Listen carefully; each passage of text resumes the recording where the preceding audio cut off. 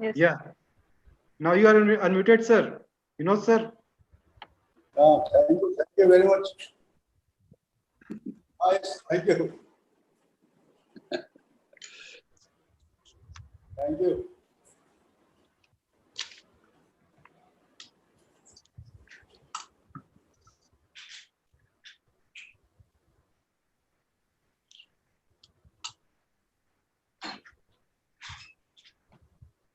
ऐसे बॉस चला गया।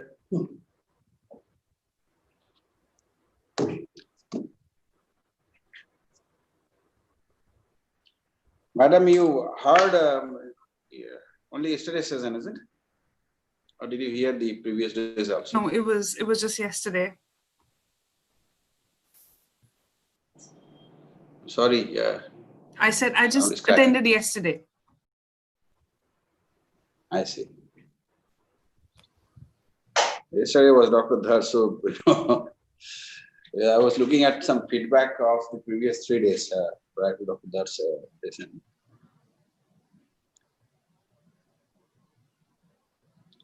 We had so far a mix of academicians as well as people from industry, senior level.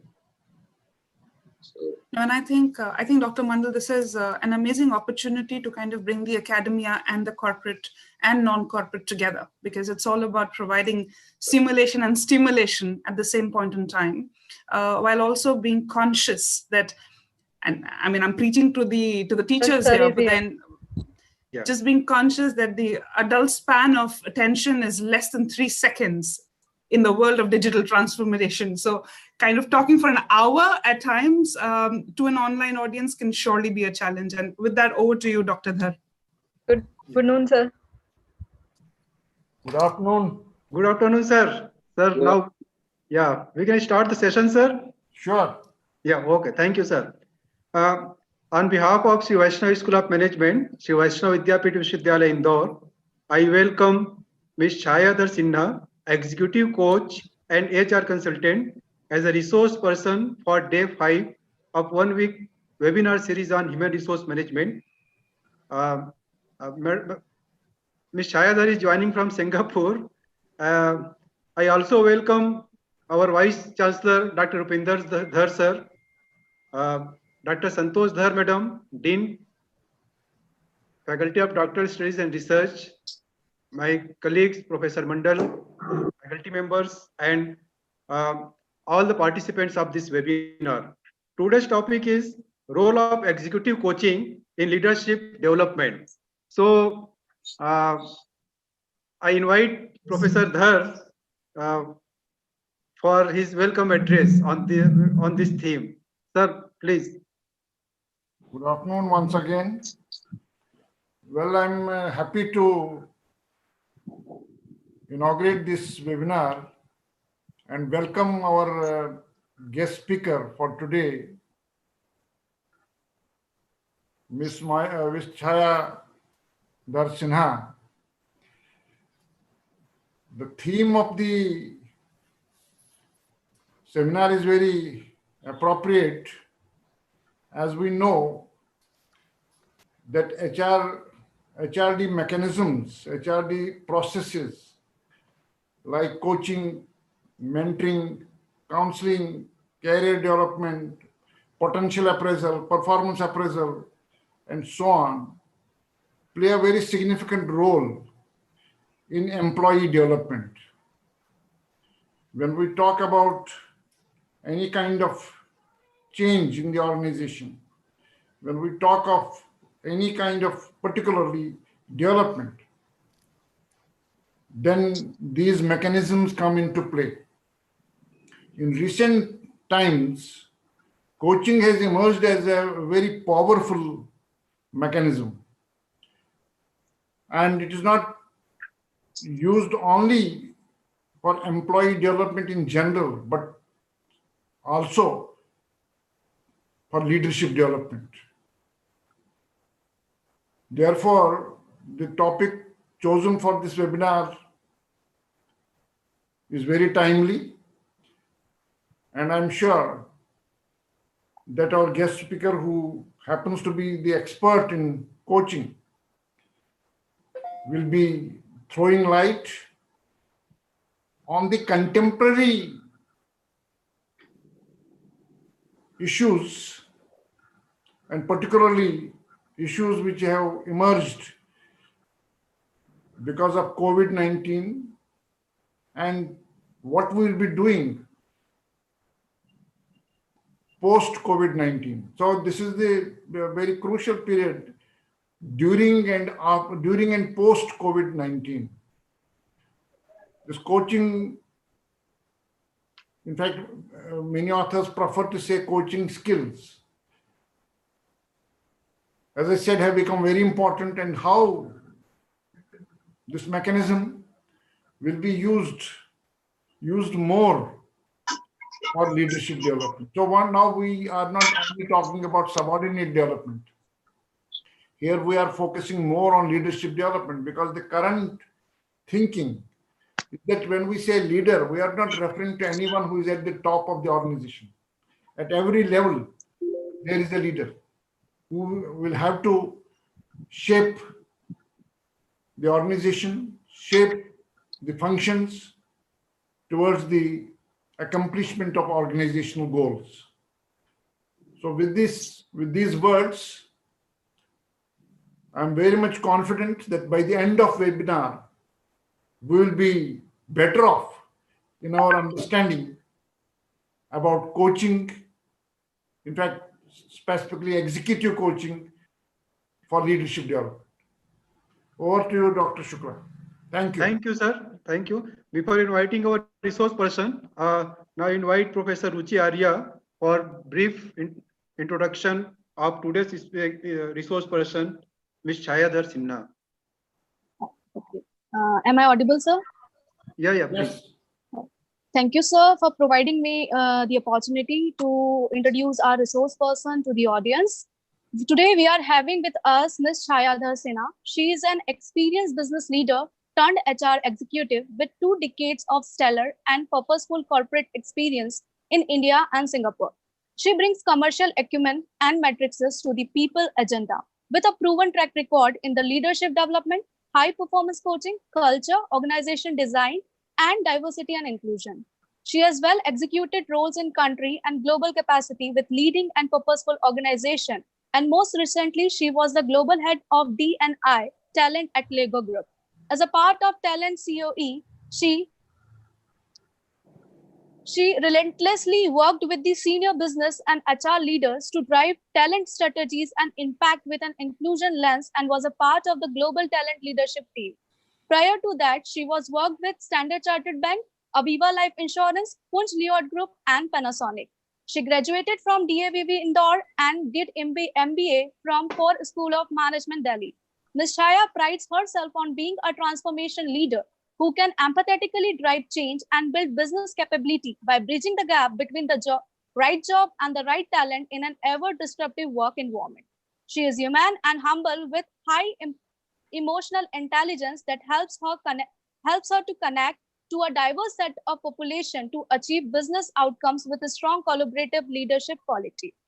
Recognizing her for her transforming contribution in the field of diversity and inclusion, Ms. Chhaya was listed on the Economist Top 50 D&I Global Professional for 2 consecutive years, 2015 to 2017. Currently, she based in Singapore. Ms. Chhaya is now a freelancer SETP accredited executive coach, ICF, IFS certified facilitator, executive consultant, and public speaker. She is also heading Matrax Singapore, which is converging, involving, and connecting global platform.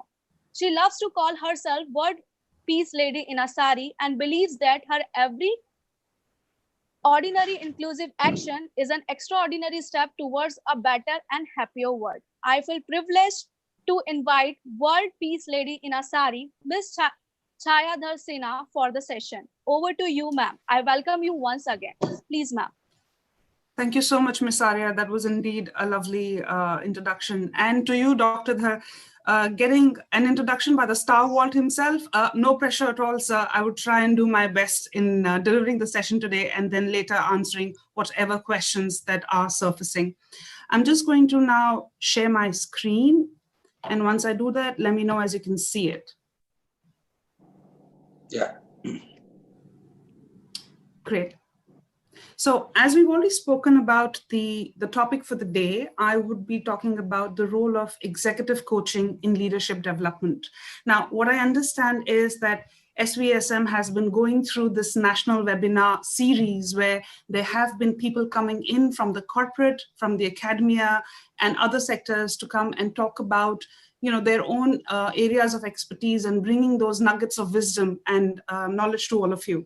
What I have to offer today in terms of the structure, I will be talking about what is leadership development, what is executive coaching, the role of executive coaching in leadership development. And while I'm there, I will also be touching upon, as Dr. Dhar said, what is happening because of COVID. So during and after of the pandemic that we all are experiencing at the moment, how will the role of coaching change? I would then speak about the shift and dwell a little more in terms of how does the shift really happen from the dilemma to progress zone.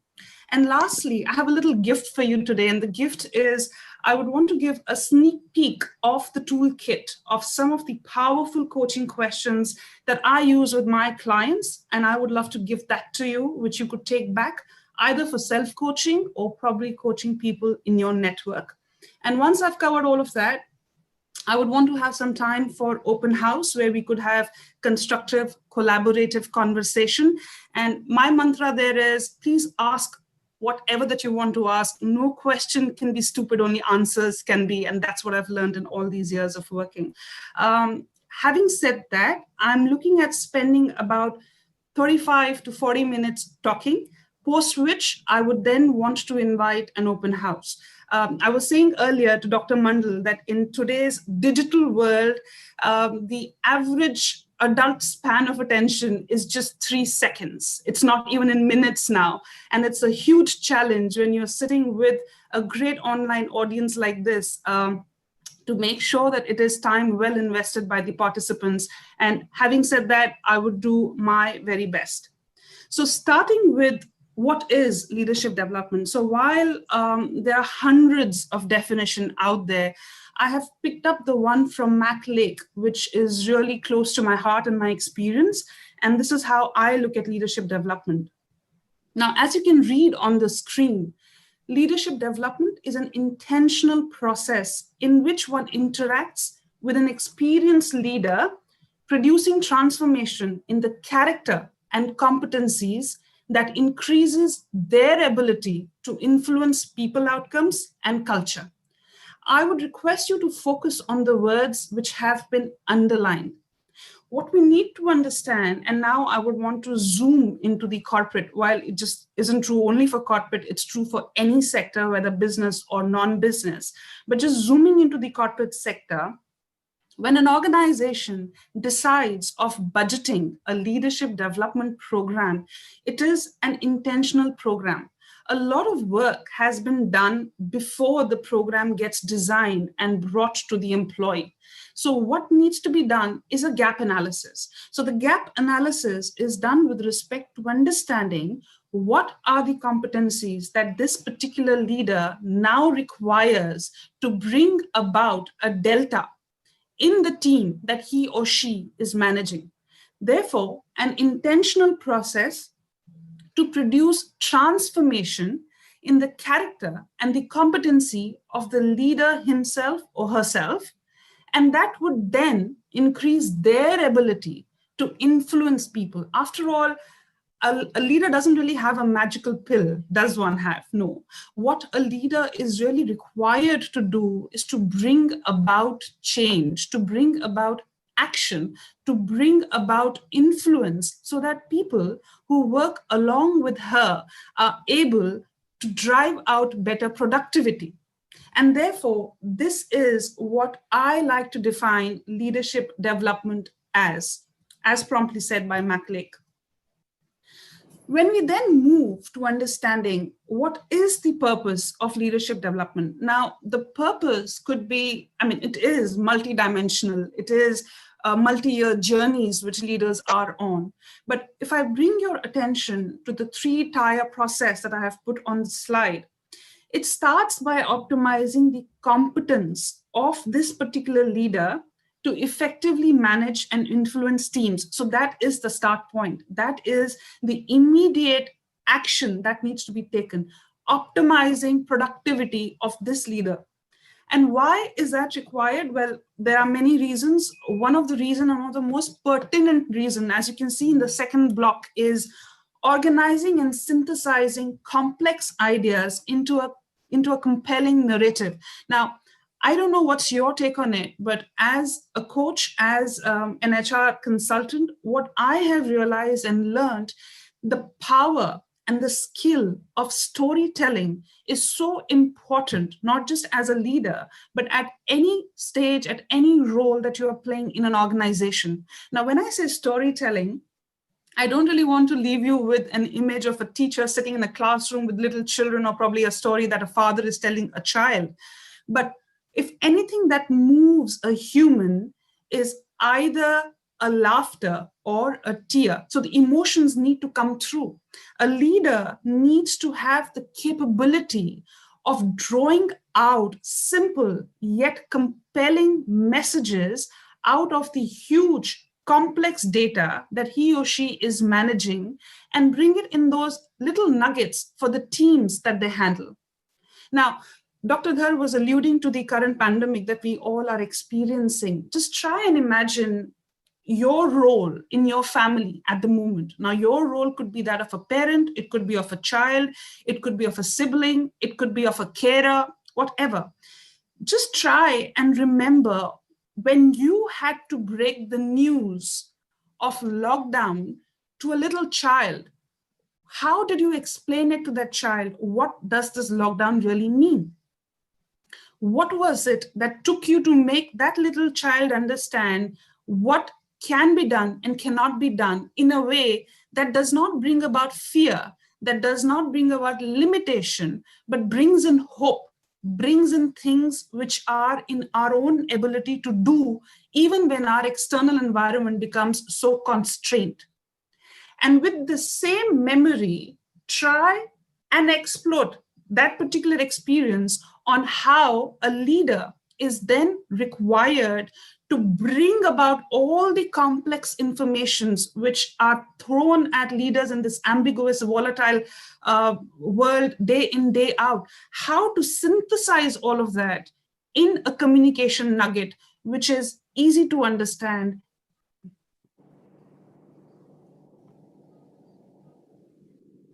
Okay. There was somebody calling, so I don't know if it was only me who heard it loud in my ears, but I've just disconnected that. So Ms. Arya, if you are the one who's taking care of the back-end logistics, could you just take control of that? Thank you. So yeah, so I was saying it's important to bring all that complex information into simple, compelling narrative. And then from there, move into the critical skill visioning process. Now, what is important for a leader is to kind of work on a 3-step journey whenever it comes to decision making, or whenever it comes to kind of, project management or any other skill that this leader is then deploying. What is important is to do 3 things. Firstly, as you see on the 3rd block, analyzing the past. So to the given situation, was there any precedence? Was there something that happened similarly in the past? And if yes, what were the learnings? What is it that was done differently? What came out of that outcome? Having that historical information in hand, moving on to understand what is the present that the person is now facing, and then understanding the options to work towards clear future vision. Again, try and analyze and try and understand this with the current pandemic situation. Now, when the pandemic started, none of us in the present generation had an idea, the present workforce, irrespective of which generation you are from, had any idea of what to do in the current situation. I mean, it was unprecedented, and it just kind of grew at a speed that we were not able to contain it. And therefore, no matter what country you were in, everyone went into a lockdown or a circuit breaker of sorts. But then what happened? as Dr. Dhar was talking yesterday, it's all about, it's an ideal change management theory, a 3-step thing where probably, you go through a decline and then you survive and then you thrive and then you rebuild. So basically understanding what the situation is, what's in our control, what isn't, what are our strengths, what we can work on, and what will put us back on a faster recovery track. Therefore, having that understanding and using that skill where you're able to vision and you're able to put a compelling narrative and you're able to influence the teams that you handle as a part of being a leader. And the purpose of leadership development is to work on all of these skills together on this one leader so that he or she can then sharpen his or her saw and become more effective and more productive at influencing and inspiring the team. So what are the deliverables of a leadership development process? Now, suppose you are a leader and you are now been taken into a leadership program. What is it that the organization would promise to give you as a part of this program, and what would be expected out of you as a leader? First and foremost, what would be worked upon is to bring about focus. In this unsettling environment where there are constantly different priorities which are being thrown at us, it becomes very difficult to stay focused. It becomes very difficult to have a short-term focus and a long-term vision. Therefore, what is expected as a part of a leadership development process is to condense all of that and bring clarity, bring focus to this leader so that this individual is then able to create that greater sense of clarity and focus for the teams that he or she takes care of. Second most important deliverable is communication. When we started, Dr. Shukla was complimenting Singapore and the Singaporean government on how they've been able to take care of the current pandemic, and they've been able to constrain and probably also take care of the situation really well.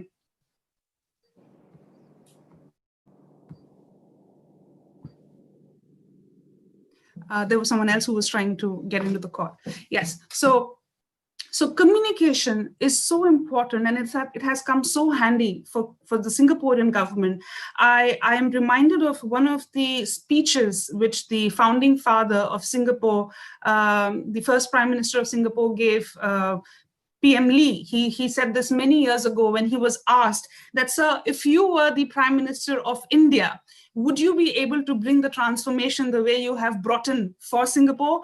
And he outrightly, at the blink of an eyelid, said no. He said, I'm not going to be able to do that. And the primary reason was that the country has more than 5,000 languages. So how do you draw that common sense of purpose if you're not able to have a common line of communication? So for a leader, it's very...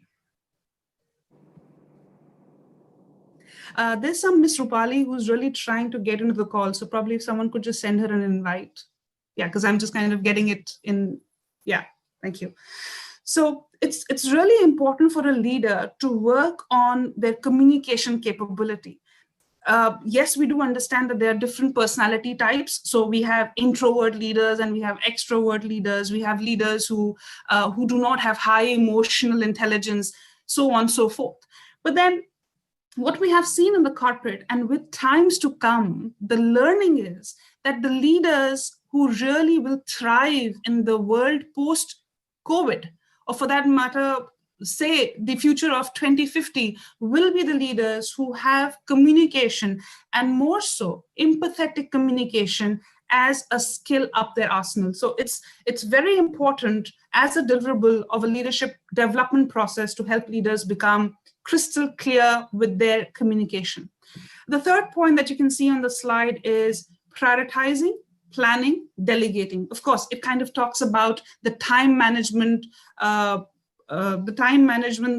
needs to be worked upon. So a leader should have the capacity of working on his or her time management capabilities. Now, there are so many models out there. Again, as I said, I'm preaching to the academia here. So you are better judges in terms of what model to pick where, but then the classic urgent important grid that we talk about in terms of time management. It's very important for leaders to understand whether they are clinging on to tasks out of their habit or their bias or their comfort zone, and therefore understanding which tasks need to be prioritized given the urgency and which needs to be kind of shelved out. The other thing that needs to then happen for a leader is once the clarity around the task prioritization has been established, how to plan execution. Now, one of the most important aspects of leadership is to know your team well. Understand what strengths do your team bring to the table. Now, just like the 5 fingers of our palm, no finger is same, and therefore the team that you handle, no single individual is same. We all know that. Having said that, a leader needs to have a clear sense of understanding of which task to be mapped on to which team member, given their competency, strength, motivation, ambition, and bigger vision. And of course, these conversations are not one-off conversations which leaders are required to have with their teams, because teams are not static. Teams change. People are not static. Their life cycle changes. So if you've had a team member who has stayed on with you for the last 5 years, probably this person joined in as a fresher from college, but now is married and has a child. Therefore, the needs of flexibility, the needs of probably some other support system from the organization might change. The motivation might change as well. So the leader needs to be cognizant of those facts and then have the ability of delegating and not becoming a helicopter leader or micromanaging. So all of that then needs to be kind of imparted as a clear deliverable of the process.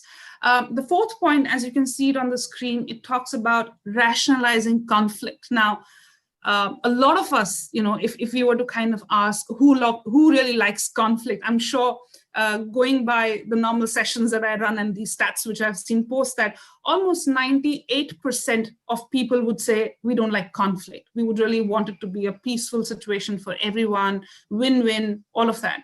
The role of a leader, again, one of the most important role is to bring about harmony. If there is harmony in the team that he or she is handling, that would lead to more stable situations, conducive environment for people, for the team to be productive. Therefore, it is important for this leader as a part of the development process to learn about different conflict resolution styles, to learn about different kinds of personalities, to have the cultural nuances in place if the person is taking care of, say, multinational teams and stuff like that. Therefore, conflict is not to be seen as something negative. Conflict is only someone telling you, I don't understand what you're saying, therefore I don't buy in. It doesn't mean I don't respect you. It simply means I have my own point of view. Could we have a discussion? And the role of the leader here is to facilitate conversations, is to cut down those barriers and help in the productivity of the team. And lastly, as I was saying, that one of the most important role of a leader is to inspire and motivate. If I could leave you with a visual that's really close to my heart when I think of a leader, is one of being a catalyst.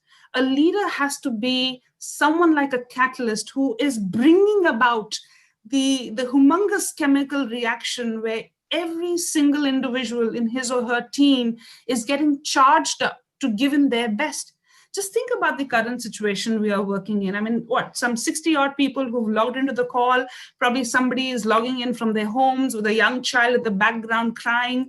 Probably someone has logged in from home and someone needs help in terms of the room that they're using or whatever. I mean, these are real-time challenges.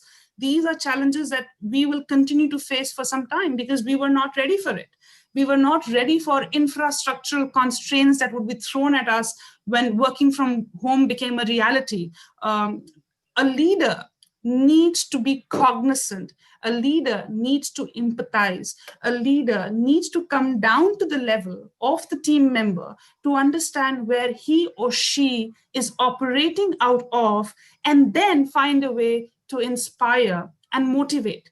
And at times, motivation probably might just last a couple of hours, and that's okay. Because, and I'm sure, while I should not be making an assumption, but I would just probably want to make one, that a lot of us have been talking about mental well-being of late. A lot of us have been talking about how important it is to go out and seek opinions when people are quiet, how important it is to go out after the silent ones, because most of the times probably they are sitting with the most creative ideas. Therefore, one of the most important deliverable, point 5 on the slide that you see, is to be inspiring and motivating.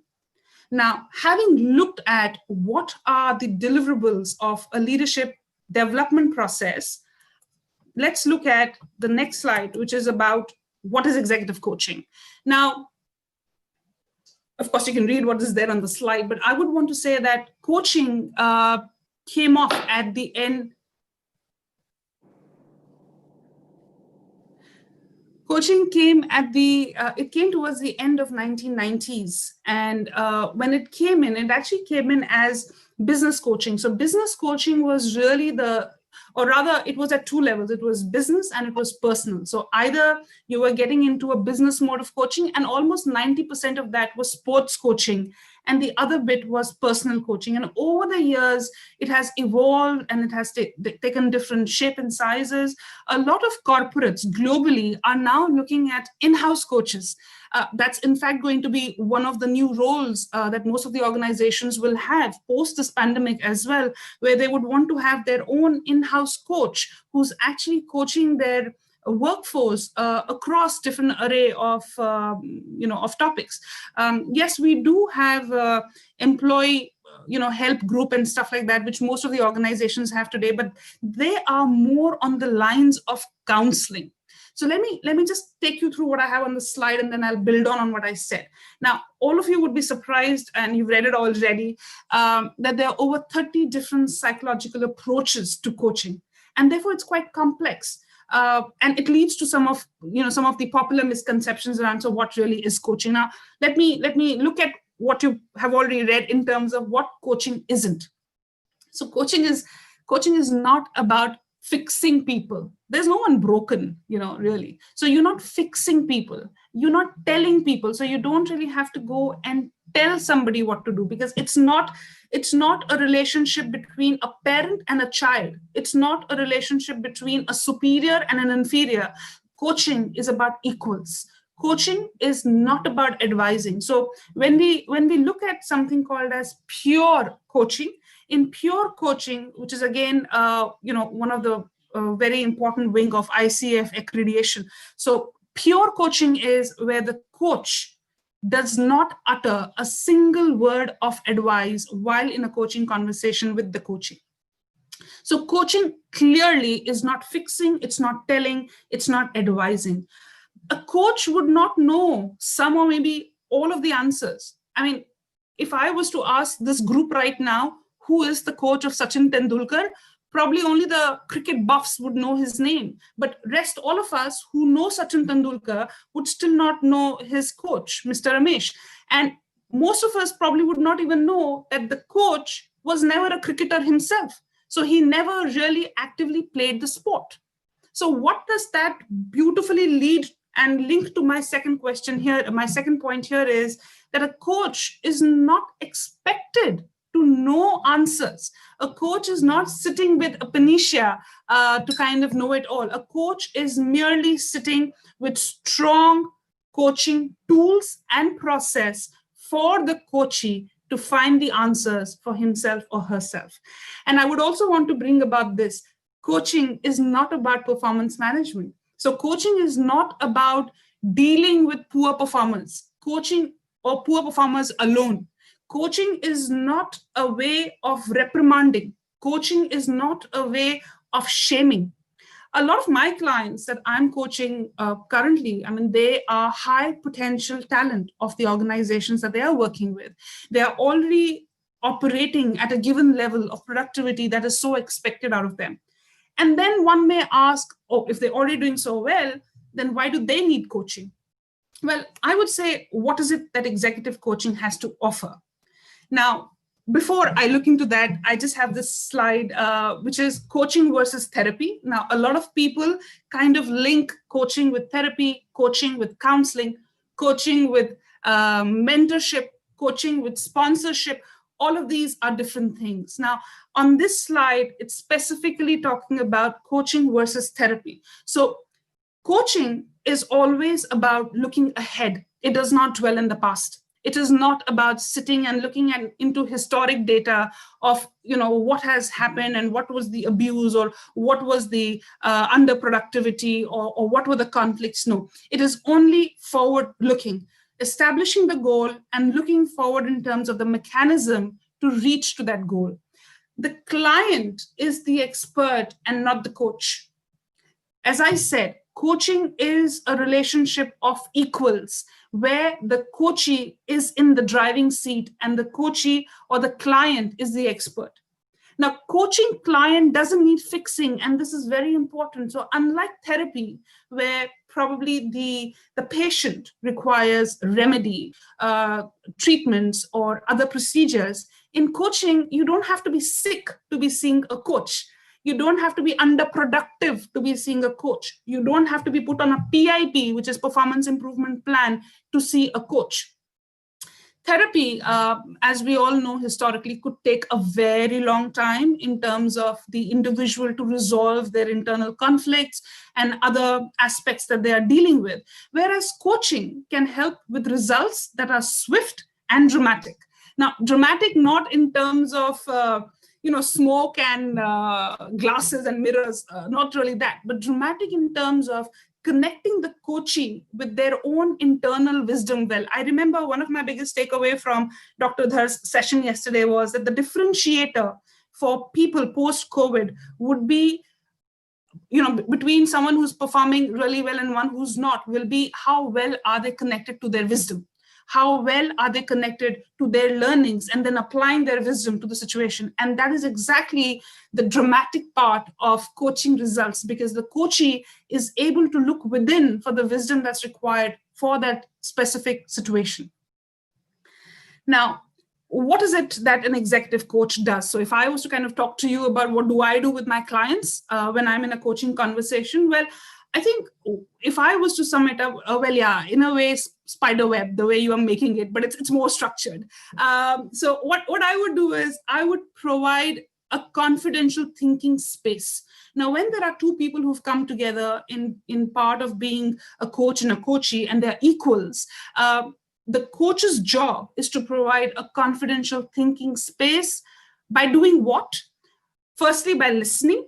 So if the spider web gentleman or gentle lady is listening, probably you don't make any more spider webs on the screen. So this is an example where people don't listen. And that's not what an executive coach does. An executive coach listens and listens intently to know what is it that the coach, that the coachee wants to share. Chhaya madam, you can use as annotation. View option, go to view option, and you can activate the annotation. Annotation is there. All right, that's just fine. I might just spend about 5 minutes doing that, so it's all right. I'll live with the cobwebs, Dr. Shukla. It's all good. That was just to pick up an example. That's all good. Yeah. So first was, of course, to listen intently. The second is to ask questions. Now, again, my biggest take on coaching and something that keeps me so excited about coaching is the magic of using questions. And as I said right in the beginning, no question is a stupid question. Only answers can be. There are some, there are some groundbreaking transformational questions that could be asked to put a person in a complete deep thinking zone where a person is able to kind of break away his or her own shackles and come up with the best solution that works for him or her in the given situation. So it's very important for an executive coach to ask the right question. The coach is also in a position where he or she should be able to help their clients to mobilize their resources. Now, the resources could be in terms of the network, the resources could be in terms of the tangible resources in terms of funds that they're sitting with, probably in terms of people who can support them with their dreams and their businesses, people who can support them with the strategy that they want to execute, so on and so forth. So helping the coachee to be in a power space. So most of the clients, when I start my coaching conversation with them, most of the clients start their coaching goals from a powerless space. Now, when I say powerless, some examples could be, I don't think I'm working optimally at my job, or probably I sit with this fear of becoming redundant, or maybe with the current situation around me, I'm not sure when will all of this come to an end and I will come back to the normal that I was used to. So normally people start from a powerless space, and the job of the coach is to pull them out from that inertia to a space where they feel in power. Because only when you feel in power is when you take control and you take charge of what you already have in terms of resources, support, knowledge, wisdom, and then mobilize that towards your bigger goals. You are not dealing with a child here. You are dealing with an adult, and an adult who's capable of solving their own problem. And that is what a coach needs to remember at all point in time. Spoon feeding or looking out for solutions for somebody is not done in a pure coaching session. Now, there are different kinds of coaching, as I said, that have evolved over the years. There is something called as blended coaching. Now, globally, some people are paying truckloads of money when it comes to coaching conversations. And most of the times people walk into a coaching conversation thinking, if I'm paying you this much money, you should be the one telling me the solution. But that's not how it works. However, in some of the blended coaching conversations, a coach might bring about a list of possible solutions and then help the coachee go through the pros and cons and all kind of decision tree mechanisms to kind of zero down on the optimum approach. But if you talk about pure coaching, all these coachees have to solve their problems on their own. And of course, the end result is what? The end result is the last point, as you see, which is to achieve their goals at the end of the coaching contract. Now, as a coach, what is really important between the coach and the coachee is to establish a coaching contract.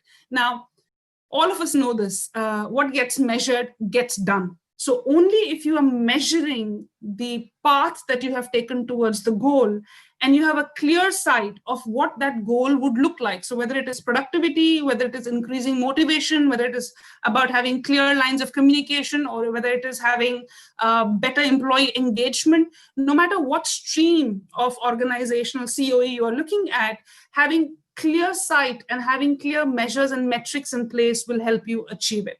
Now, what I've done at the bottom is basically to show you, show you the support and the challenges that a coach normally offers to the client. So when I'm in a coaching conversation with my client, my job is to provide support. Now, support, of course, would be, as I said, providing the confidential thinking space. Also being in a space where I am, it would be wrong to say that I'm free of all biases, but I would be in a space of not coming in with any judgment.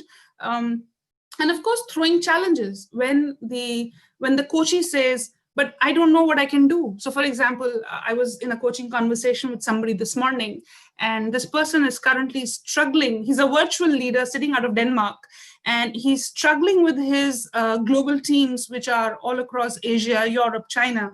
And his struggle is that for the last, 2.5 months, he is only looking at them virtually he is not able to travel anymore. Earlier, he used to make monthly trips to all his virtual locations to kind of have that kind of time that he was spending with his team.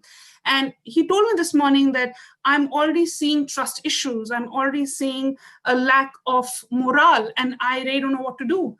And of course, I got in my coach position and I was like, this is no child. He should know his own answers. So I then asked him, so what is it that you can do about it? And he just, we were doing a web call and he looked at me and he said, I don't know. And that's why I'm talking to you. And I said, and the coaching technique that we then use there is to soften our communication style, and then to make it easy for the coachee to visualize possibilities. And then I asked him that while I appreciate how difficult it is, what is it that you could possibly do in a situation that you are now facing? So all of these are tips and tricks and different hats that we wear as coaches to kind of throw challenges and also bring about support to our coachee while in a coaching conversation. Now, as you see on that little graph there, if I'm just giving support to my coachee and not giving him or her any challenge, and I'm like, oh, I understand it's very difficult for you and you will not be able to travel, so probably we can just wait till the time the markets get better and we get a vaccine and you can travel, and then probably your team will feel better. So that is something called as the cozy club, where I'm just giving support to this coachee and not really making this person think out of the comfort zone. And working on a coaching club or a cozy club doesn't help anyone. Well, I might still get my paycheck from the organization for the coaching hour that I'm clocking, but I'm not being true to this coachee who really needs to work on a solution. Similarly, if I'm only throwing challenges at my coachee and not giving any support, by saying things like, what if the morale of your team comes down by 10% in the engagement survey for the year? What if you lose your position or a credible position as a leader in the organization? What if your sponsors on the management team don't think that you are worthy of being a leader anymore? So what I'm then doing is I'm just throwing these close-ended questions of challenges at my coachee without supporting him or her at all. And if I do that, I'm just building up a stressful environment, and that doesn't help. So what is the optimum best is what you see highlighted in yellow, which is high performance. So the job of an executive coach as a part of leadership development is to provide the optimum support and the optimum challenges where this individual is able to look at his or her goals, current challenges that they're facing, and the possible solutions that they would want to work on. Now, so that is what an executive coach does. Now, I'm being typically asked that is executive coaching really worth the investment? Is it really going to stay after the pandemic? Will I really sustain as a consultant? Let me tell you that executive coaching normally gives back a return on investment on 5 to 7%. I've written 6 times, 5 to 7 times. I've written 6 times on my slide here to take an average. So if a company was to kind of pay $1,000, I'm just saying 1,000 rupees on somebody's coaching session, 1 hour, say, the yield that comes back in terms of productivity of the team, productivity of the revenues that are being generated, the engagement, the morale, the retention of talent, all of that is a bare minimum of at least 6 times of the investment that the company is making. And yes, coaching is going to stay even beyond the current COVID that we are facing, because look around you, there is so much unsettlement that's all around us. There is a lot of, I would say, people are looking for clarity. People are looking at how to tackle the vulnerability that they sit within and around them. And coaching, while here I'm talking about executive coaching, there are different kinds of coaching, which Dr. Dhar was alluding to earlier. So there is life coaching, there is spiritual coaching, there's business coaching, there's non-profit coaching, there's entrepreneurial coaching. So there are different strands of coaching, and coaching is here to stay, because coaching is not therapy. Coaching is not done only when you are sick. Coaching is done to help people reach greater potential of what they are capable of doing by finding wisdom which is deep within them. Having said that, let me now look at pertinently into the role of executive coaching in leadership development. Now, coaching is a science and an art. Now, why do I say that? Because, of course, there are a lot of processes that we as coaches work on, depending on what's the goal that the coachee has come in for, what is the personality type, what is the maturity level that this individual has, how senior is this person in the organization. Depending on that, the science of picking up the right process, and of course, an art of delivering that process via communication, relationship building. All of that is used as a part of coaching. It's transformative because that is what is the end result expected. No coaching program happens where organizations or coaches or coachees would want to stay status quo. Coaching happens because people want to change. Coaching happens because people want to see results differently from what they are looking at currently. And it's inquiry-based. So it comes in with an intention to help. It comes in with an intention to partner. It does not come with an intention to shame somebody or to probably pass judgment. And therefore, that is what's important about coaching. Now, this is something that I really like, and that's why I've put it here. For me, the way I see it, I really see that coaching is quite like alchemy. Now, for those of you who don't understand what alchemy is, I've kind of put the definition here. So alchemy is the term that is used for the ancient science of chemical transformation. The deeper and the longer you explore, the more magnificent is the treasure trove. I've had some clients that I'm kind of coaching, and I've kind of been with them in a coaching conversation over a period of 24 months. And I must admit the joy of transformation, the joy of seeing someone become more wiser, become more in control, become more visionary is just beyond words to be shared on the platform right now. So what is it that executive coaching does for leadership development is to help connect the dots. Now, what are those dots? It is for the leader to think and therefore be aware. Now, whether it is the current situation or whether it's any other situation that's going to be in the future, I think what's really important for a leader is to be aware of what's happening around her or him. You know, so if you talk of a typical corporate setup, what is happening on the financial side of the organization? What is happening on the market side of the organization? What is happening on the procurement side of the organization? What is happening on the people side of the organization? And only when you are aware of the different drivers that you're working with is when you can think and when you can become more rational in your approach. What also coaching does for leadership development is to bring about a process of visualization. So we as coaches, we run a lot of visualization activity, and I'm sure some of you would have either gone through or probably as behavioral trainers and coaches would be aware of it, or psychology experts sitting in the audience right now. So because we go through processes where coaches are taken through visualization, when they see it as a possibility, they believe in it. So when someone sees that he or she is thriving in a period post-COVID, when that becomes a visual, it becomes an easier goal to work towards in terms of steps that need to be put in place to get there. And once you know what the goal is, it's easier to plan. Once you have the plan, it's easier to act. So you're kind of breaking all of this down. And when you know what your actions have to be, you are able to decide what you want to do, and therefore you own it up. I mean, one of the most important things that I learned as a business management student was, while responsibilities and empowerment will be given to you, what is really important is accountability. Accountability is the driving force for high performance. Only when I own up what I'm required to deliver as a leader is when I would become highly effective and productive. And of course, the last point that you see is learn and hence celebrate. I think this has been my biggest learning of the current pandemic.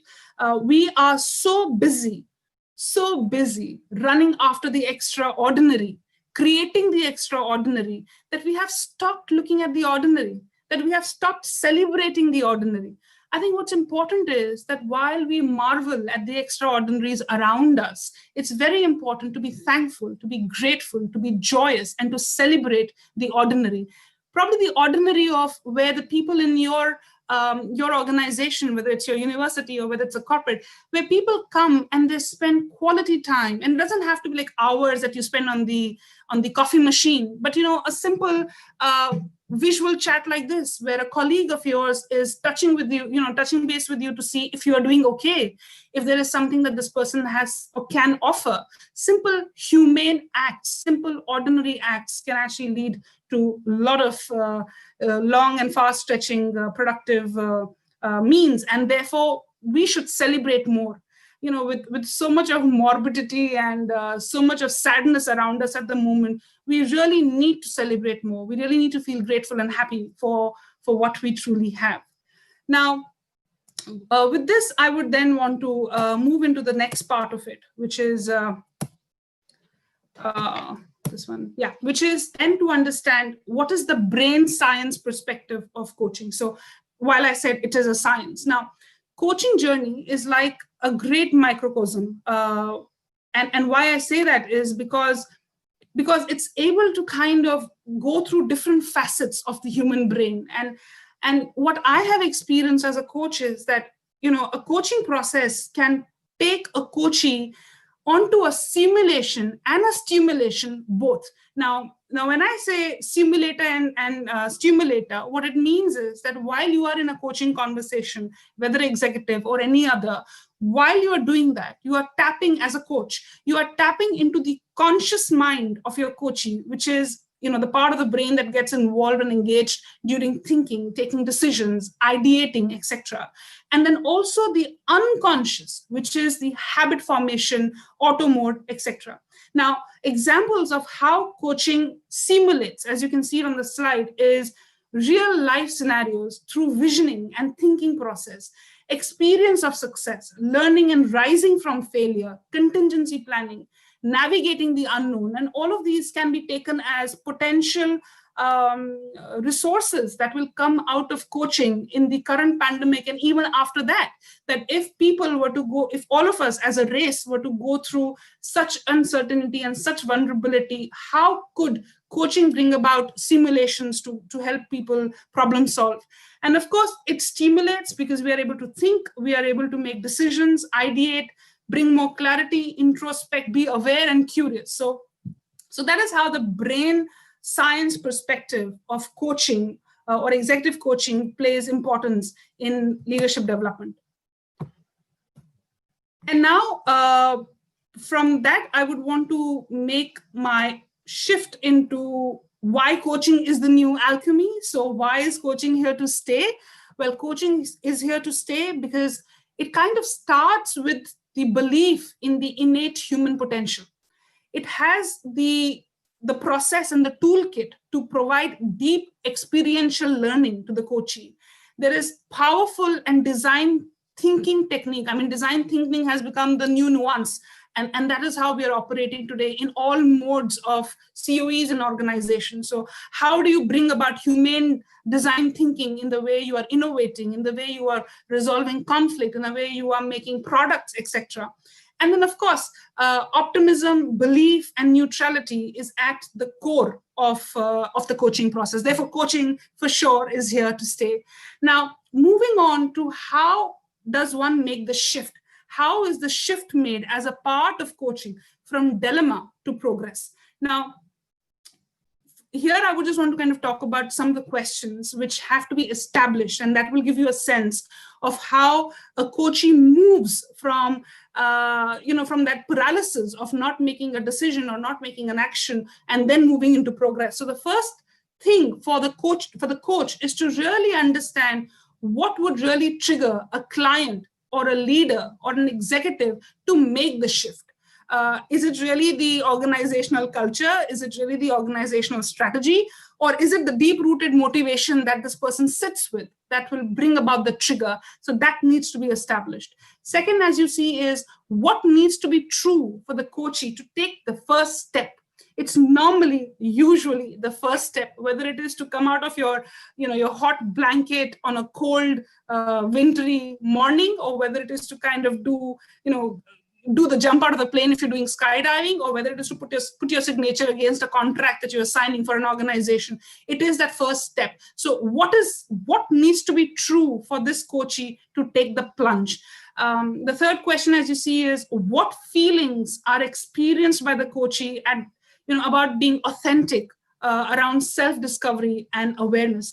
A lot of us are not comfortable, and we don't say this outright, but a lot of us are not comfortable with some dark side of our personality, or probably something of our inner theater that we have been holding on for years. So it's important for the coach and a coachee to be in a situation, or to be on a common ground where the coachee is willing to share the experiences of, or the feelings of how he or she feels when they become in touch with that part of self-discovery.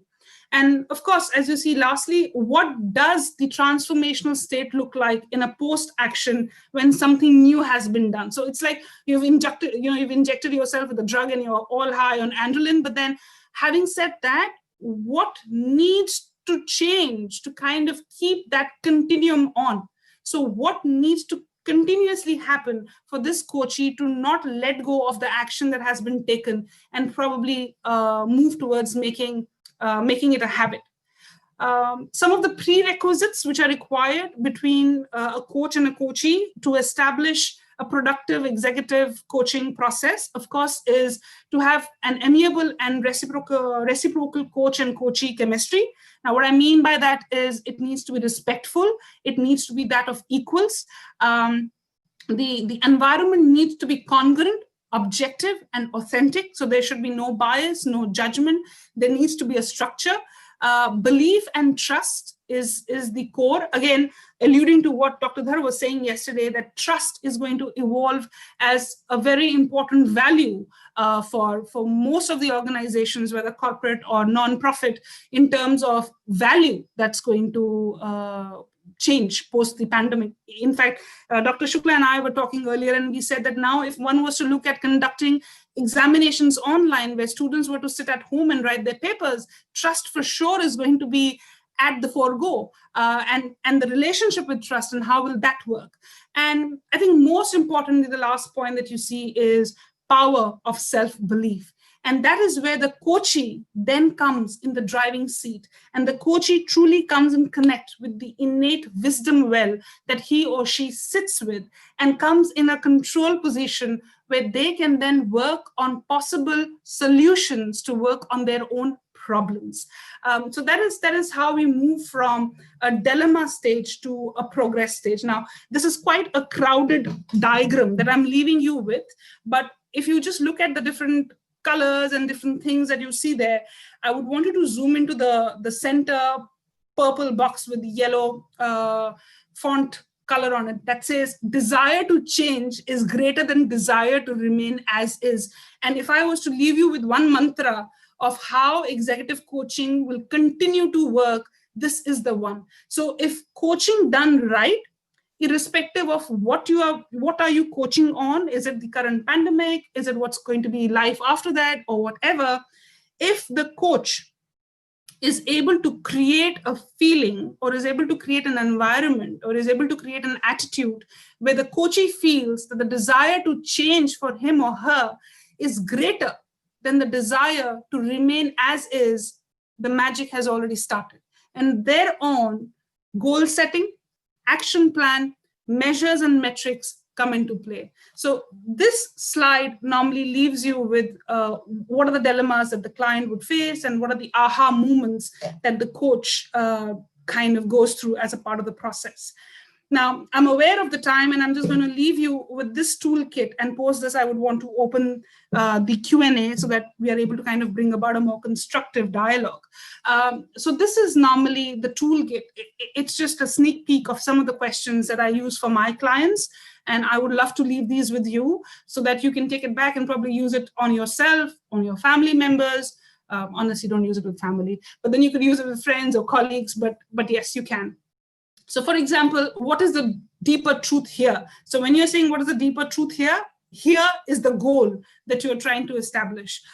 If you were totally free, who would you be? So if I was to ask all 60 something of us sitting on this webinar right now, if you were totally free and there was no fear in your mind in terms of getting expelled from your college or probably losing your job, would you still be on this call listening to what has been said? And if your answer is yes, which I'm crossing my fingers to be, then you know that you're doing the right investment of the time that you have put in to be here. So similarly, there are other questions that you can read for yourself, which are here on the slide, and later I would send it out to Dr. Shukla, and he could send out to anyone who's interested to have a copy of these questions.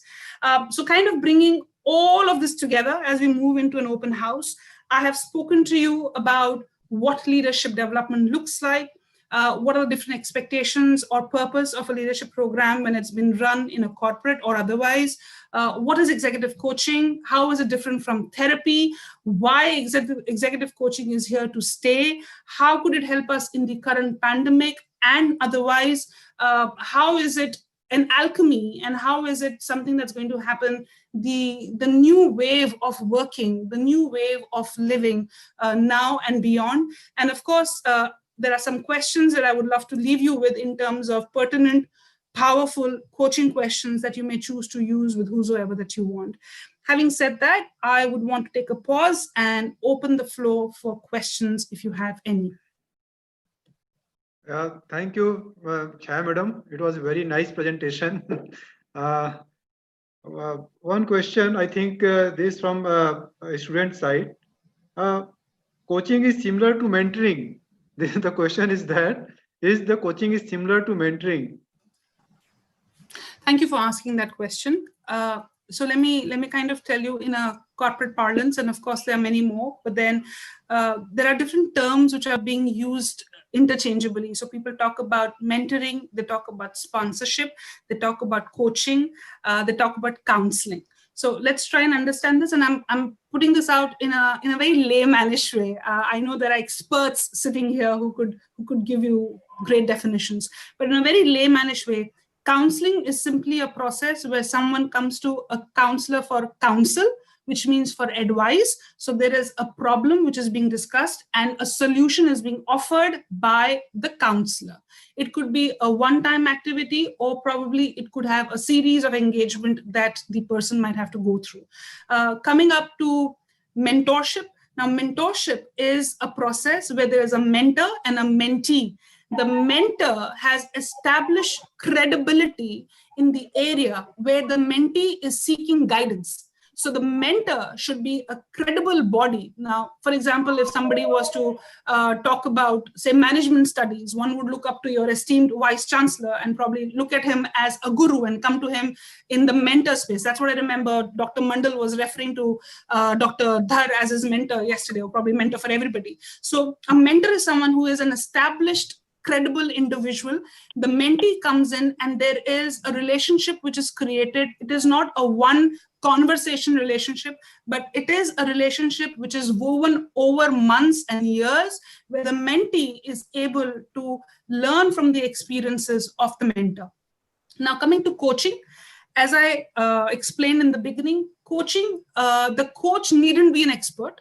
The coach needn't have the answers. The coach will not solve your problems. The coach will simply take the coachee through a process which will help the coachee get into a zone of connecting with his or her inner potential, inner wisdom, and bring about solutions that will work in the goal that has been established. It could be a one-on-one coaching. It could also be a group coaching. There are different forms of coaching: executive, life, spiritual, so on and so forth. And lastly, sponsorship. Now, sponsorship, the way it's kind of defined in the corporate is, a sponsor is someone who's got their skin in the game. A sponsor is someone who would talk for you when you are not present in the room. So for example, there is a career discussion happening or a promotion discussion happening, and the person is not in the room. Who in that room who's influential enough decides to become a sponsor for this person? So, you know, when somebody stands up and says, oh, I think Mr. X is perfect for this job because she has shown all the qualities required and she should be the one promoted. right? So this person then becomes the sponsor who's talking and taking, if I may say, guarantee for somebody's potential. So these are terms which sadly are taken or kind of used interchangeably, but they are different processes and mechanism. I hope that answers your question. Okay. Manisha, madam, you can Yes, sir. take the questions. Yeah. Okay. Ma'am, the first question is by Dr. Yogita. What changing and challenging role a leader will have to perform post-COVID or during the transition phase? Thank you for the question, Dr. Yogita. I think first and foremost, the biggest challenge for a leader would be to come in a state of self-awareness. Now, a leader is not a superhuman being. A leader is not someone who's standing on a podium next to God. A leader is someone who is expected to have far more chiseled skills and experience that can help people who are working along with her or him. Now, the first stage for this leader will be to get into a space of self-awareness. How is he or she dealing with the situation? Does he or she have the right support system in place? Do they have the right resources in place? Do they have the right network in place? Having established all of that for himself or herself, and again, understand, this is not selfishly, but this is for the greater good of the team that he or she manages. Moving on from self-awareness would come a situation of diagnosis. And diagnosis would mean, where is a team right now? The team right now in terms of their morale, the team right now in terms of the infrastructure, the team right now in terms of the support that they are getting, and then linking that on to where is the organization. Again, I'm kind of alluding to the webinar yesterday, and simply the reason is that I'm assuming that most of you would have, and you were able to link to the learning that you had yesterday. So of the 11 measures of HRM that were kind of shared by the speaker yesterday, he did mention that, Dr. Dhar mentioned that most of the businesses will close down permanently. Now, if that is the situation, what is a leader supposed to do? A leader would not have a job anymore, right?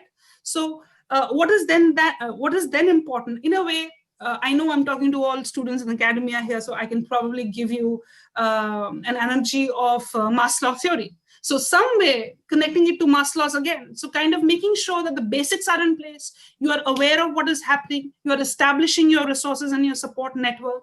You are reaching out to people and you're giving them clear, concise communication. And sometimes less is more. Sometimes you just have to go out there and probably just say one statement that will reassure and bring confidence back. So bringing all these nuggets, whether right now in the pandemic or even later, there are other things that we talk about when we talk about the global setup. We talk about cross-cultural teams. We talk about virtual and in-house teams. We talk about different diversity segments like LGBT, disability, all of that. So a leader needs to be cognizant of all these aspects, become aware, and make the right strategy to reach out to different teams and individuals that he or she is managing. I hope that helps, Dr. Yogita. Thank you, ma'am. Ma'am, I thought Dr. Priyam has raised his hand some questions. If Dr. Priyam is here, if any question, you can unmute yourself and ask. Or it is also in chat box. Yeah, Priyam. Hello. Yes. Yeah, Please. please. Good afternoon, sir. Good afternoon, ma'am. It was a very nice session.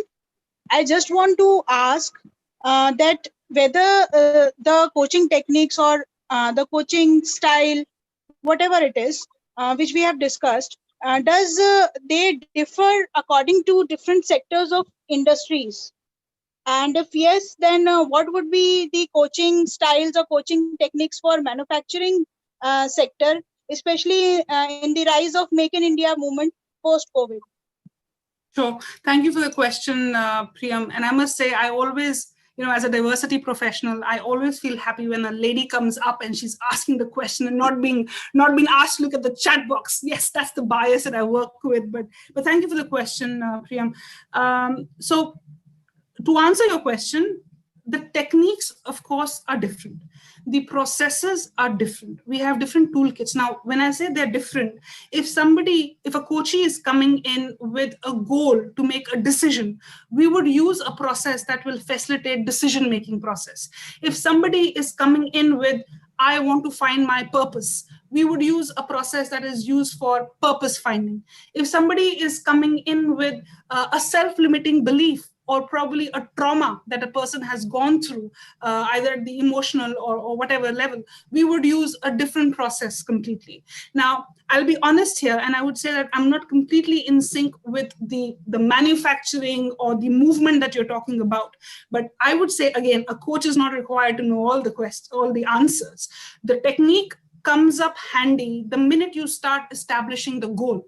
So when you are sitting with the coachee on the other side of the table, irrespective of what sector this person comes from, first and foremost, a coaching contract needs to be established. The coaching contract would detail out things like, what is the goal of this coaching conversation? What needs to be true in terms of success once the coaching comes to an end? What are the actions that this person would like to take once this coaching conversation is kind of concluded? And of course, for the coach to establish, why is this goal so important? Now, at times, Priyam, and this is coming out of experience, I would talk to people and they would say, let me take this example, it's very recent. I was talking to somebody who has been tutoring students for the last 10 years. So she's not a qualified teacher. She hasn't done her education and teaching, but she's been tutoring science and math to IB level students here in Singapore for the last 10 years. And now she wants to do an educational degree in the education space from a reputable institute, so that she's able to get herself a job at the end of completing that course. Now, at the time when I was trying to establish the contract with her, I tried to deepen the value of why she wanted to go in for that course. Trust me, nothing around the service of education or the act of service or the joy of teaching surfaced. What surfaced was, I want to have a backup plan if I have to look for a job tomorrow. So what is important is to really deep dive, to drill to the core of what is it that the coachee really wants to work on, and then bring out the right technique from your toolkit as a coach to the appropriate situation. So I believe to the moment or the movement that you're talking about, there will be appropriate techniques that could be used, generic and specific as well. I hope that answers your question. Thank you, ma'am. Thank you so much. I would like to know next call. Miss Anjali is also having some query. Anjali, ma'am, you can. Yeah, thank you, Manisha. First of all, a very good afternoon, ma'am. It is really a very wonderful session. And my question is the person who coaches, is it something an inborn characteristic or can it be learned? And if yes, if it can be learned, what qualities a coach possesses, an effective coach possesses? Thank you, Anjali, and thank you for your kind words. I'm glad you enjoyed the session, and I hope that I'm able to make you gladder by answering your question. So it's going to be my take. Again, there are experts sitting here on the panel who might say whether a talent is inbuilt or a talent can be developed. But for me, I think coaching as a skill, just like any other muscle in your body, can be worked, can be toned up, can be chiseled, can be excelled. So coaching, yes, can be gained as a skill that you would want to work on. And all of us are coaches, in whatever walk of life that we are. While we may not really kind of be a coach, we might be telling most of the time or advising most of the time or taking decisions for others or giving them solutions. But I think the technique per se can be learned. The other things which probably comes more handy if someone is naturally gifted in terms of probably being emotionally intelligent, or probably someone who is more empathetic, or probably someone who is a good listener. Now, again, having said this, I think I have learned over my experience that coaching as skills can surely be learned. Other behavioral aspects can also be worked on. And, there was this coaching guru that I met long ago, almost a decade ago. And this person told me, just like anything else in life, Chhaya, you fake it till you make it. So even if you're a duck who's looking all calm and poised at the top of the water, but you're pedaling ferociously under the waters. It's important to kind of be out there, put yourself out of your comfort zone as a coach, and be authentic, be genuine, because after all, there's no pressure, because you are not required to know all answers. What you're required to do is to build on your skill of listening, to use your intellect and experience of using the right process and giving the right space, respect, and trust to your coaching. So I would just say it is something that anyone and everyone can learn with practice. Ma'am, the last question is from YouTube. What is the difference between person and persona? Could you kindly repeat that, the difference between? Personality and persona.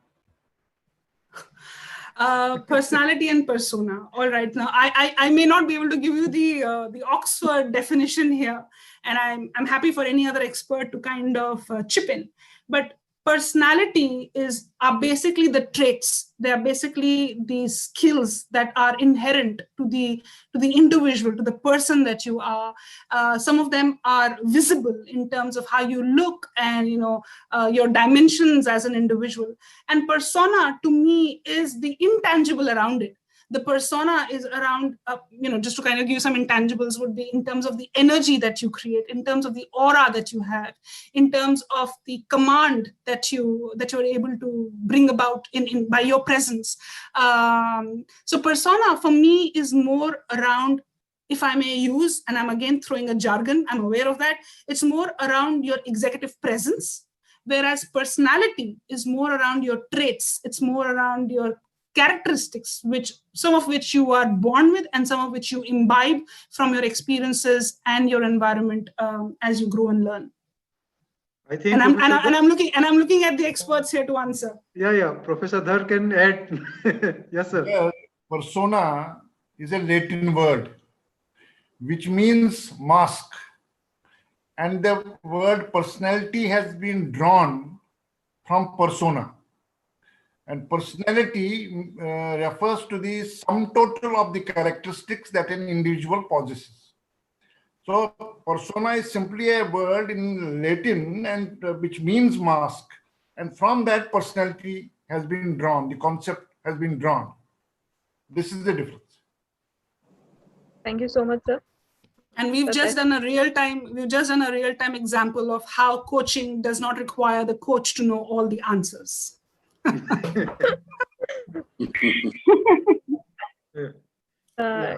So now I cannot see any more questions. Yeah, YouTube, you can take Yes, questions. YouTube ke le liye, sir. Okay, please. One more addition I would make. Chhaya has very well presented the executive coaching and its role in leadership development very well. I must compliment her for a very good presentation. One addition I would make, while differentiating between various HRD mechanisms, somebody had asked the question, difference between mentoring, then coaching, and so on. Only one addition is that counseling is never advising. Counseling is always a helping relationship. So it is always the counselor tries to help the counselee. It's a helping relationship. Whereas in consultation, it is advising. Consultation is always advising. A consultant advises. But a counselor helps. So counseling is a helping relationship. And rest of the distinctions that she has made, that is very correct. The difference between mentor, generally people confuse. They are not able to differentiate between mentor and the coach. But she has very well differentiated them. They are different processes. They are not the same. And she has done it well, so I need not to repeat. Only this one, that for counseling, we should always say it's a helping relationship. And yes, when we talk about the consultative relationship or consultation, there comes in advising. So consultant advises. Rest, she has done very effective, very good presentation. It is more an experience based. She has been practicing this executive coaching. So I would congratulate her for this very beautiful presentation. Thank you. Chhaya, I have a point. Yeah, Mandal sir, please. Sorry, sir. Is my voice clear with the mask on? Yeah, clear. Mask तो हटाइए. Sir, आपके This is what means persona. आपके office में बैठा हूँ. Okay. Yeah, Chhaya, actually, we have been, when I was working in industry, we have been exposing our leadership talent through executive coaching. But the principle we were following was what was given by Marcel Goldsmith. That you make effective people more effective with coaching. You don't invest, on people who are difficult to coach and difficult to give this thing. Where the upside is high.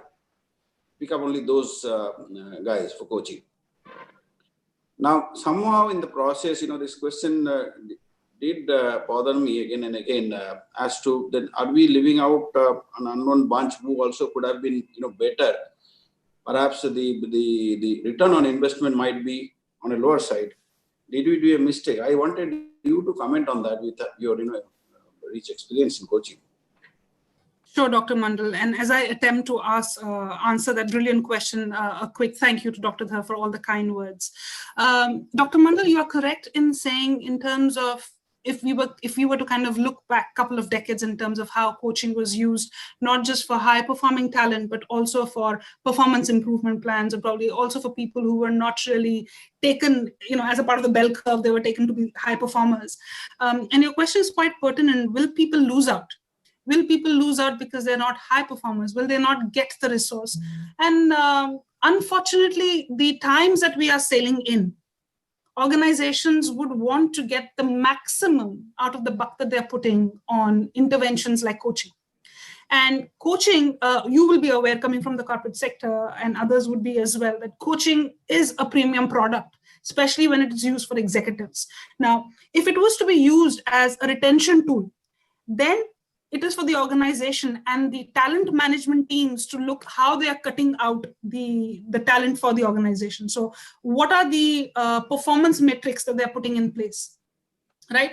Now, for example, if I was to talk to you about Lego, in Lego, and Lego is a Danish company which makes toys. It's a family-owned business, and the only family-owned business in the world, one of them, who have been able to kind of sustain 100% ownership for 80 plus years now. And for a company like that, which truly believes in its people, when I joined Lego, and I joined Lego from Standard Chartered, which is like a commercial bank and an MNC and all of that, it was a complete contrast of culture. So Standard Chartered was a company that had talent programs for everyone. It was a company that said talent is everyone. It had, dollar per person budgeted in terms of development, learning, coaching, mentoring, etc. But when I came into Lego, what I saw was that out of the total 10,000 workforce that they had, the focus of learning and coaching was only on the top 2,000. And the cream of the programs were only going to the top 200, because that's how they defined leadership. For them, leaders were everything. For them, the leaders of Lego were going to the IMD University in Switzerland, where the per person spend per annum was almost 30,000 Danish kroner. That was like crazy amount of money being put just after one person. And this person was getting a dedicated executive coach to help him or her on their executive journey. So to answer your question, Dr. Mandal, I would really say, if I was to sit and predict with my limited experience and grapevine and information and corporate life that I've been a part of, it will largely depend on the culture of the organization, on the learning mechanisms and strategy of the organization, on how they are now budgeting. Now, again, yesterday, Dr. Dhar did speak about retrenchment. He did speak about downsizing. All of us know every other day we are reading one company or another that's coming out with retrenchment plans.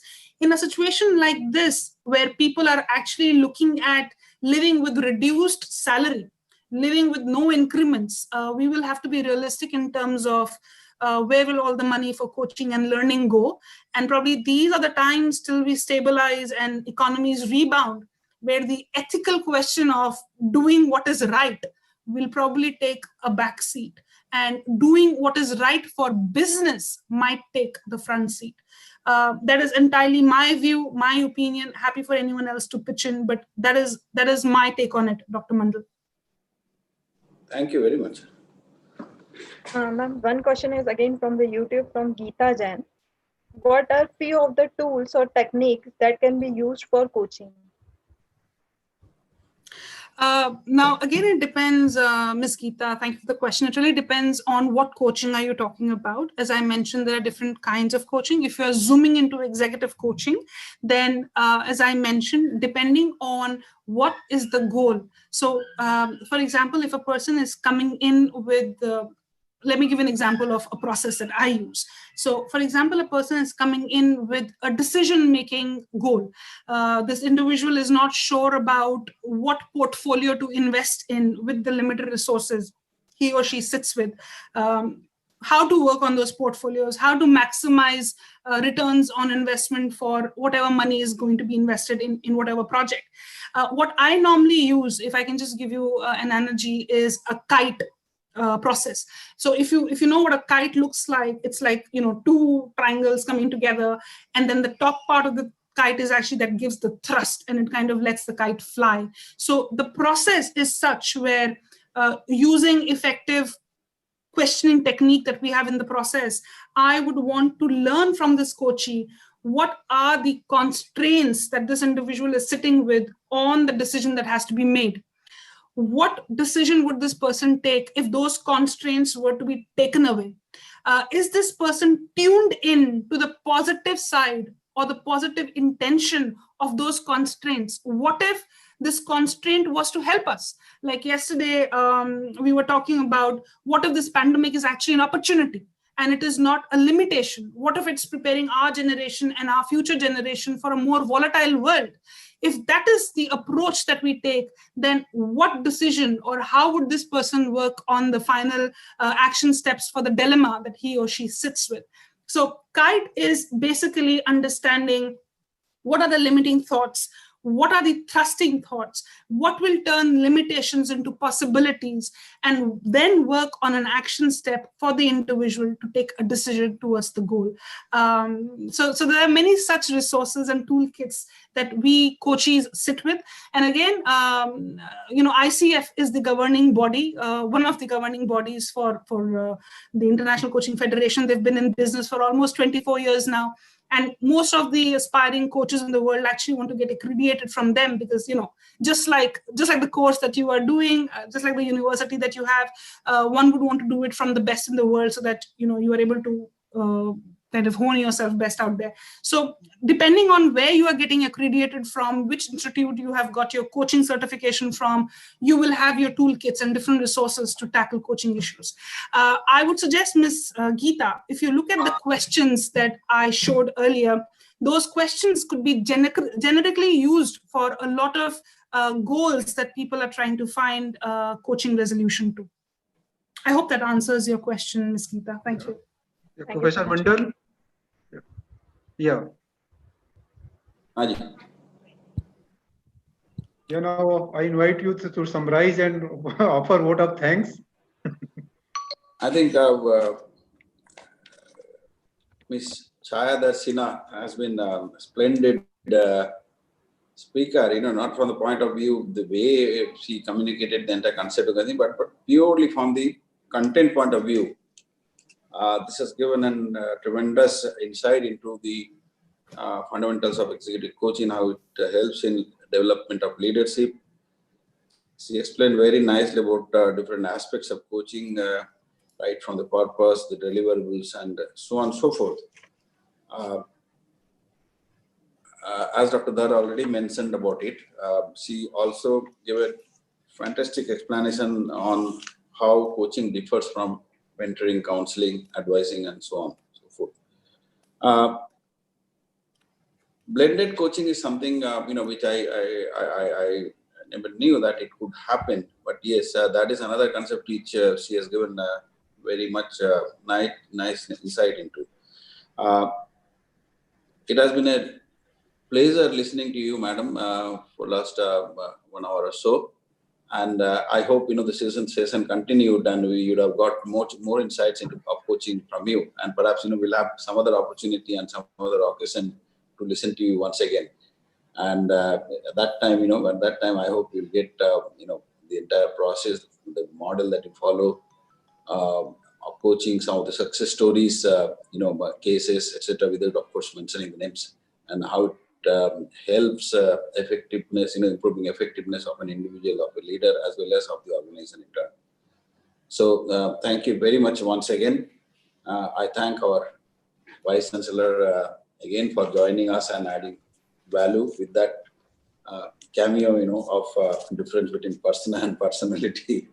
Every time you listen to him, you get to know something which you hear every day, every other day, but then you don't bother to really get into the meaning of it. But then, when Dr. Dhar is around, you become wiser. So thank you, sir. Thank you, Dr. Shukla.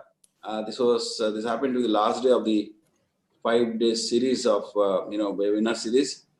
And we had a fantastic experience, and then it could not have been culminated in a better way than Chhaya joining us and gave us her views and insights. I thank all of you. I also thank all the participants who have been with us for all these 5 days on Zoom, YouTube, as well as Facebook live streaming. Let's hope that we get these opportunities more and more, and with the days, with the difficult days still continuing, I think we need to have such series in future. And I have a special request to Dr. Shukla to keep this in mind on HRM particularly, because a lot of things which are yet to be covered. So thank you very much, sir. Yeah. Thanks, Professor Mandal. Actually, many words of appreciations we are receiving on YouTube. I would like to share one that is from Gandhi. That madam compliments Chhaya ma'am, kindly try to be one of the influential personality in youth mentoring. So many appreciations are in the YouTube. Actually, we are live on YouTube. So I think we should have a final word from Professor Dhar. Blessings from Professor Dhar. Yes, sir, please. Yeah, I think our speaker today has enriched our knowledge, and she has shared her experiences. And I think I need not to give another lecture. She has done it well, and I believe that everybody must be feeling benefited. So thank you very much to all. Thanks for Dr. Shukla also for arranging this webinar. Yes.